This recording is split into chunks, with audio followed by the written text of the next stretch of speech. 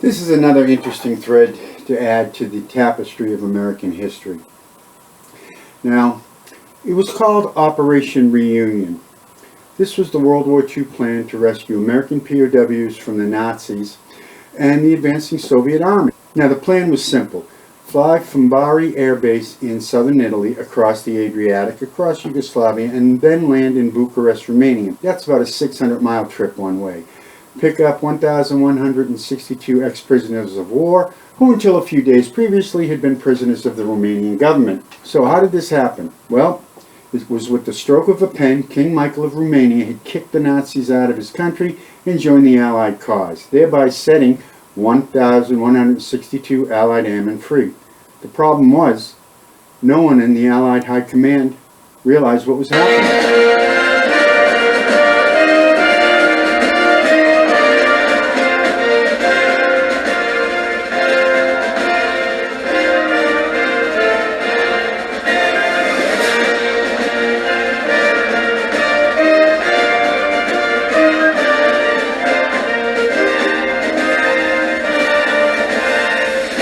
So how did the Allied airmen end up as POWs of Romania instead of the Nazis? Well, it's all about oil. One very brave woman and two flyers who a few days before were enemies. The United States Strategic Air Force in Europe was assigned the task of destroying Germany's ability to wage war. Its objective, the complete destruction of German factories, assembly plants, rolling stock, and oil refineries.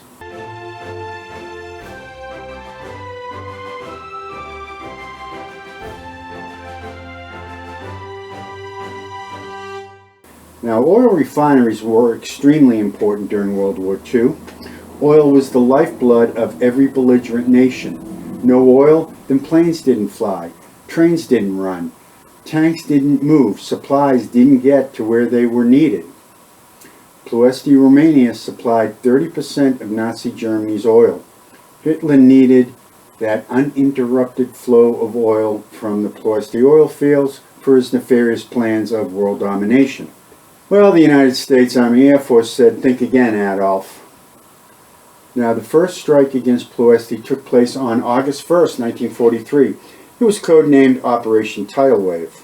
Taking off from airfields near Benghazi, Libya, in North Africa, the 178 bomber strike force crossed the Mediterranean and the Adriatic Sea, passed near the island of Corfu, crossed over the Pindus Mountains in Albania, crossed southern Yugoslavia, and entered southwestern Romania and turned eastward towards Ploiesti. Now, the only plane in the U.S. inventory that had legs long enough to accomplish this mission was the B-24 Liberator bomber. Operation Tidal Wave was a disaster, though. Out of the 178 planes that took off that morning, 53 never made it back home. 500 air crews were either killed or captured. A 1999 research report prepared for the Air War College concluded that the bombing campaign in Ploiesti was one of the bloodiest but most heroic missions of all time. Now, even though Operation Tidal Wave was considered a disaster, the U.S. Air Force was prepared to go back and destroy Ploiesti's capacity to produce oil for the Third Reich. By October 1943, the British Eighth Army had captured the Foggia Air Complex. This complex was made up of a series of airfields that would be used to bomb Eastern Europe as well as Southern Europe. The Ploiesti oil fields were within easy reach of the U.S. 15th Air Force. U.S. bombers could now regularly bomb Ploiesti at will. However, to make things difficult for the air crews, the Germans would light off smoke pots that would cover the targets with thick smoke, making it almost impossible to bomb accurately. The air crews had to rely on radar bombing, which was still in its infancy. Beginning on August 5th and continuing through August 19th, 1944, the units of the 15th Air Force bombed Ploiesti 19 times. By the end of the campaign, it has been estimated that oil production was reduced by 80%. The cost of this air campaign was 223 bombers shot down, as well as many fighter bombers.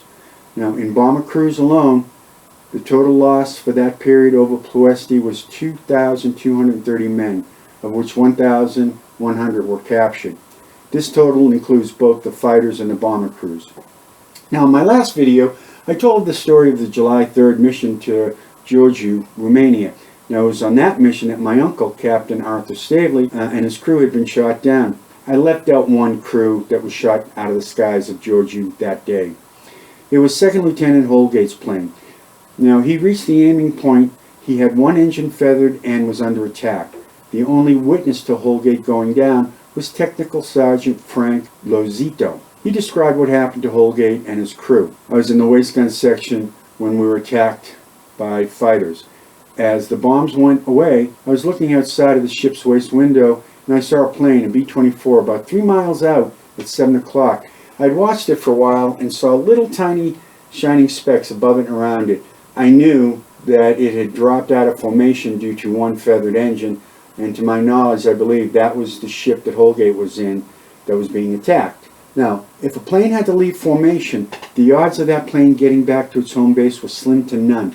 Enemy fighters would gang up on the wounded plane and hammer it until it went down. Zozito watched the B-24 head towards the ground. Now, since it was too far away, he couldn't see if anyone got out. Now, for Holgate's crew, most of the men were lucky, however.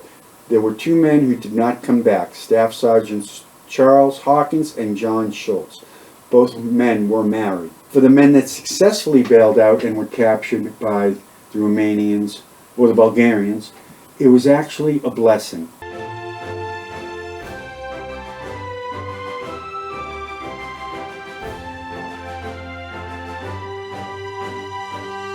For one thing, they were not mistreated by their captors as badly as the Germans were doing.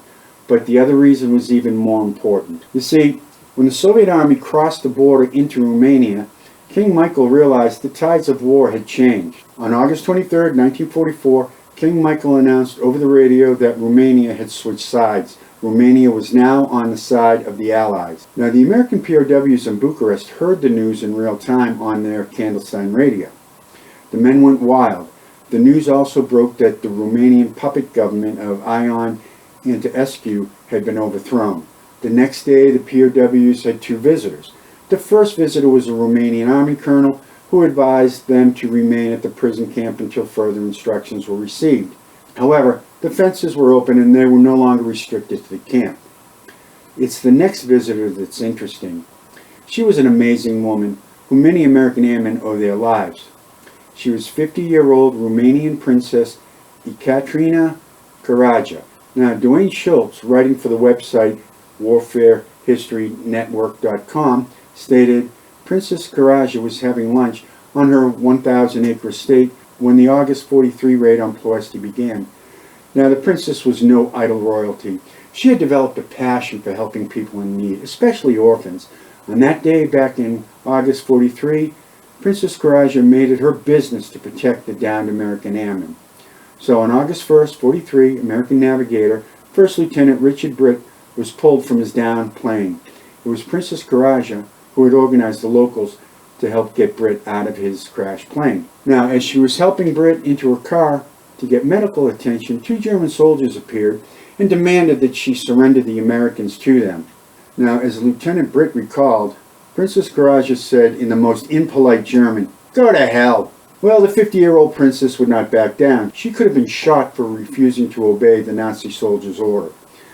So with that, a tug of war began for Lieutenant Britt, the princess pulling him into the back seat of the car while the German soldiers tried to pull him out of her grasp. Now, holding on tightly to Lieutenant Britt, she ordered her driver to get moving. Now, the princess did not mess around, as the 2 Nazi soldiers found out. Yeah, I wonder how those 2 soldiers explained what happened. They probably didn't even report it. Anyways, after getting medical attention for Lieutenant Britt, the princess, using her considerable political pull, made sure that all American flyers shot down that August day were kept in Romanian POW camps, as well as any future captives that might be shot down. Schultz stated in his article, the princess made sure that the Battle of Ploiesti raiders continued to be treated well. They were paid $225 a month, received regular Red Cross parcels, and were able to purchase real butter, fresh bread, milk, meat, wine, and champagne, items no longer available to most Germans at home. And the meals were served on white tablecloth by Russian prisoners, and a barber, a dentist, and a language teacher visited regularly. The Americans even had a radio. Now, the guards knew about it, but officially took no notice. allowing the men to keep it once they promised not to listen to the BBC. Yeah, they did that anyways, though. Now, the American airmen shot down during the April 5th through August 19th bombing campaign were not treated so generously as the August 43 raiders. However, their treatment was way better than their compatriots in the German POW camps. And they have Princess Karaja to thank. It was because of the princess' intervention at the highest levels of the Romanian government that many of these flyers would be returned home long before the war in Europe ended. Now, two more figures are associated with this operation.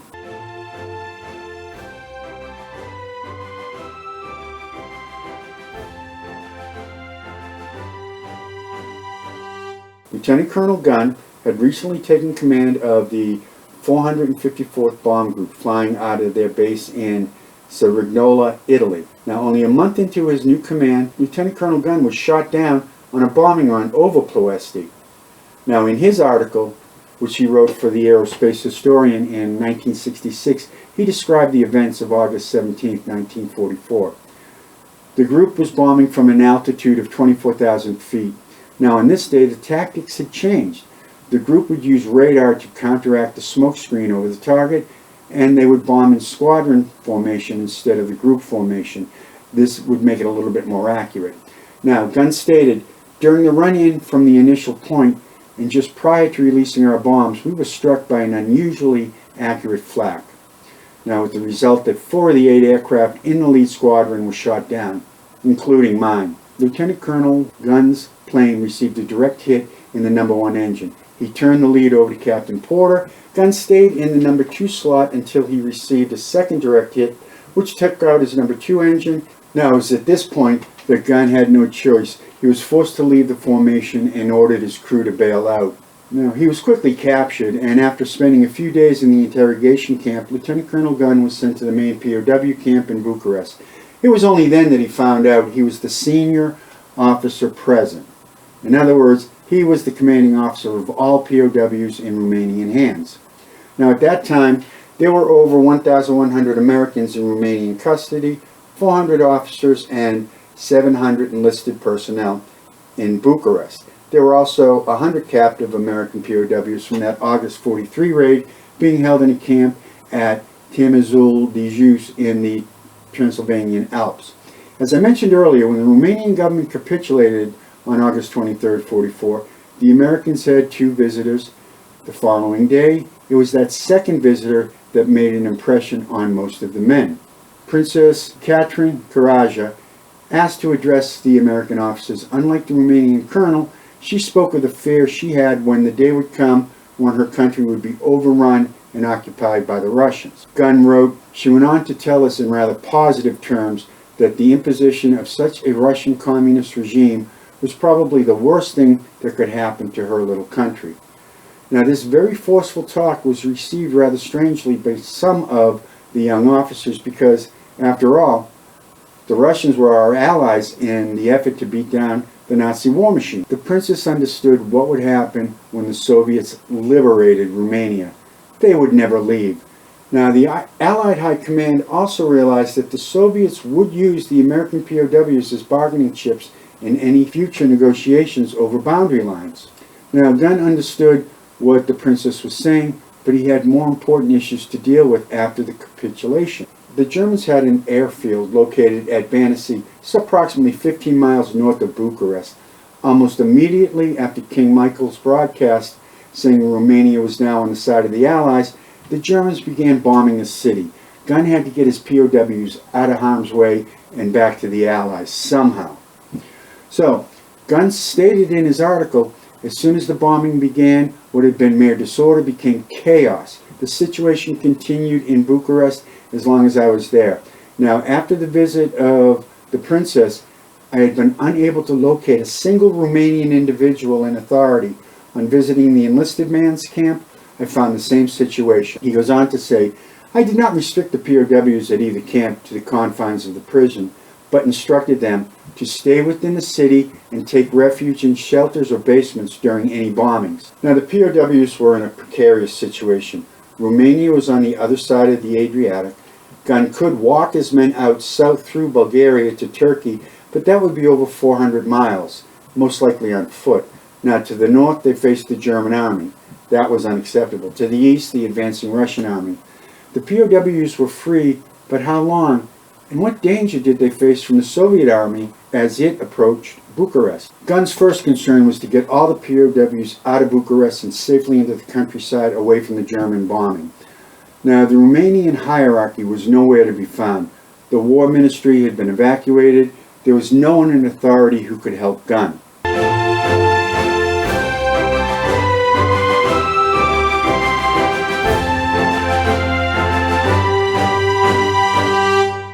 He was finally able to make contact with the Minister of War, Lieutenant General Rakovica. Now, Gun stated, "I explained the miserable circumstances of the POWs. General Rakovica immediately agreed to arrange for the evacuation of American and Allied prisoners to another camp a few miles outside of the city of Bucharest." Now, Gun then proposed a plan to contact the Allies in Italy and arrange for an airlift of the POWs out of Romania and back to Allied control in Italy.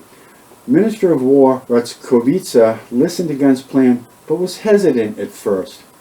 You see, Gun wanted to borrow a plane, fly himself to Italy. Rakovica only became interested when Gun promised to arrange for the Allies to bomb the German airfield at Banassi out of existence, thereby stopping the incessant bombing of Bucharest. General Rakovica then brought in the Minister of State and National Economy, Rico Georgescu, who would entertain Gun while Rakovica made arrangements for Gun's flight. Now, Gun related in his article, "That night we had a beautifully prepared steak dinner in a downtown restaurant with the sounds of ground fighting between the Germans and the Romanians on all sides. This was punctuated by the occasional wail of sirens following the German bombing. Must have been a great dinner." While at Georgescu's home, many phone calls were made and visitors arrived to discuss Gun's plan.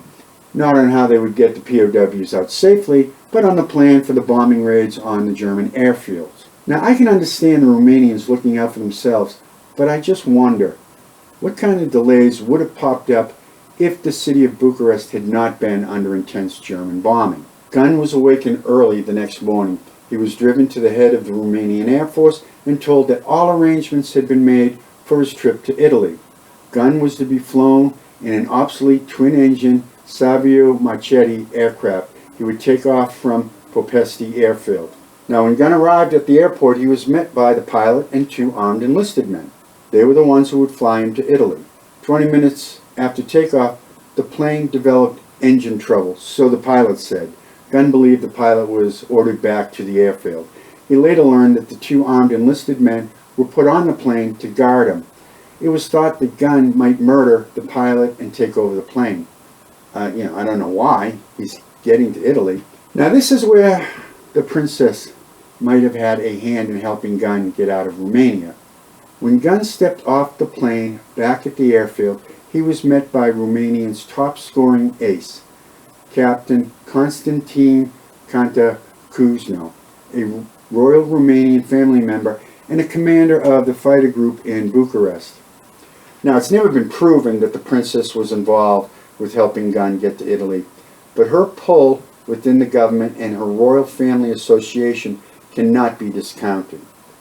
Why was Captain Cantacuzino there at the airfield when Gun's plane landed? Gun related.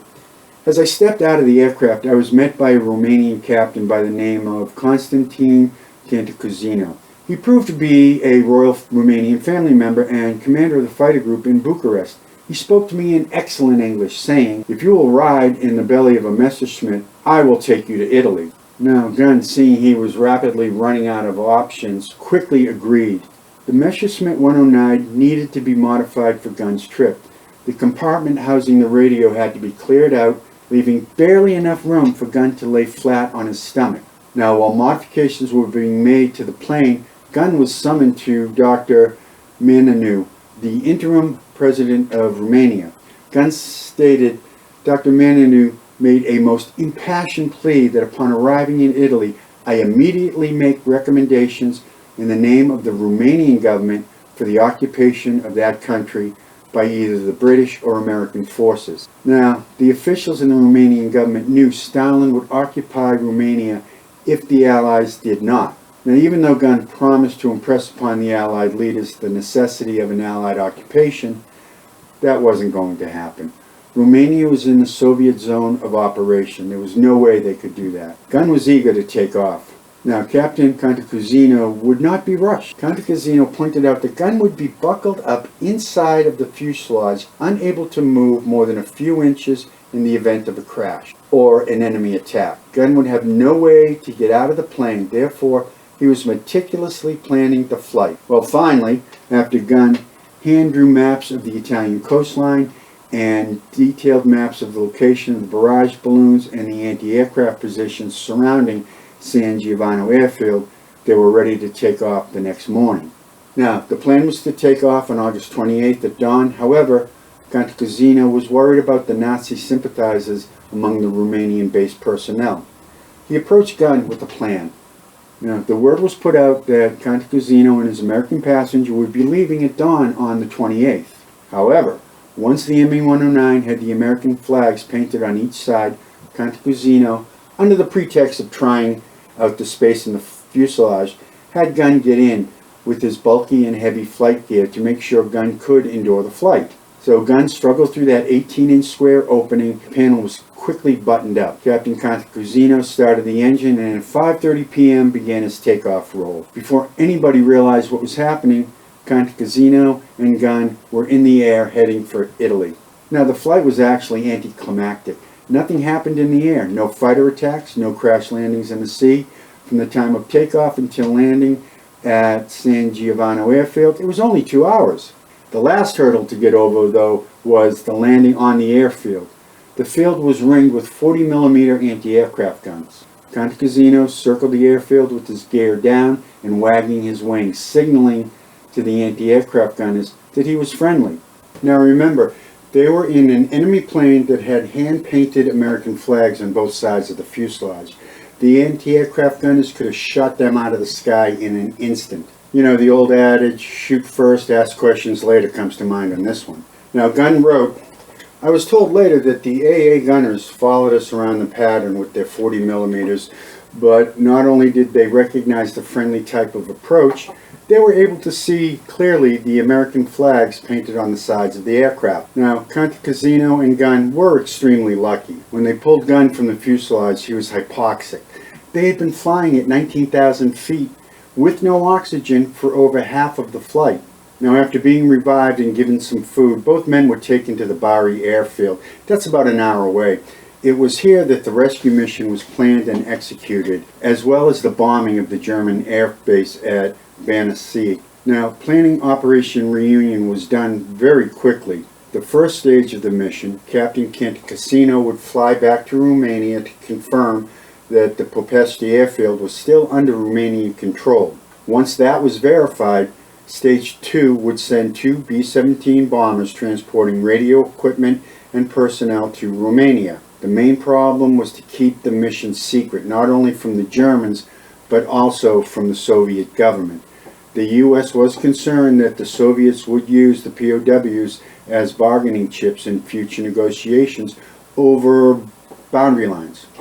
Anyways, Cantacuzino and 3 P-51 fighters would fly to Ploiesti airfield to make sure it was safe to land. They would transmit the following code if the field was still under Romanian control and safe to land. Now, they were to transmit the following code if the field was still under Romanian control and safe to land. I have 606 gallons of gas. Repeat, I have 606. Now, if it wasn't safe to land, then they were to transmit this code phrase, sailing and visibility 00. Repeat, 00. Now, Cantacuzino landed at Ploiesti. He sent the all-clear message to the circling fighters.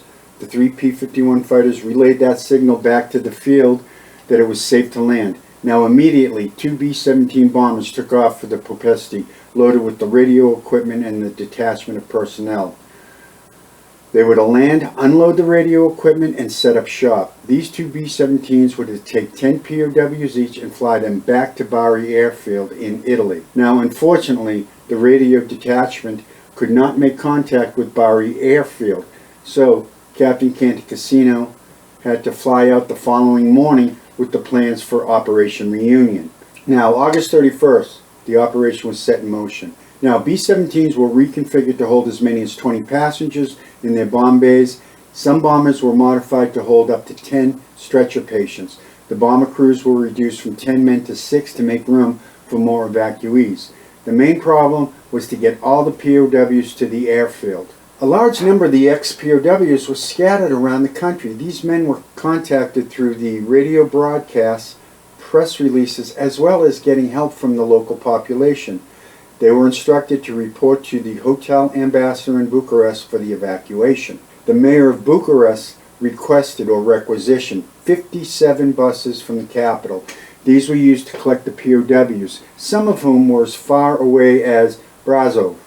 Now, the wounded POWs were would be accompanied to the airfield by Princess Karaja and 2 American medics. She was not going to leave her boys alone. On August 31st, as the Soviet troops were entering Bucharest, the first 38 B-17s flew to Ploiesti in 4 waves, returning fully loaded with POWs. Fighter cover was provided by P-38 Lightnings, P-51 Mustangs. The first day of the operation finished with 740 evacuees reaching Bari. On the return journey, several Romanian Bf-109s also joined the escorts of the bombers until the Lightnings took over in Yugoslavia. On September 1st, 16 B-17s flew to Romania, escorted by the Tuskegee Airmen of the 332nd Fighter Group.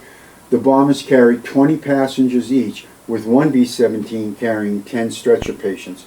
On the last day of the operation, 3 B-17s and a C-47 picked up the last passengers.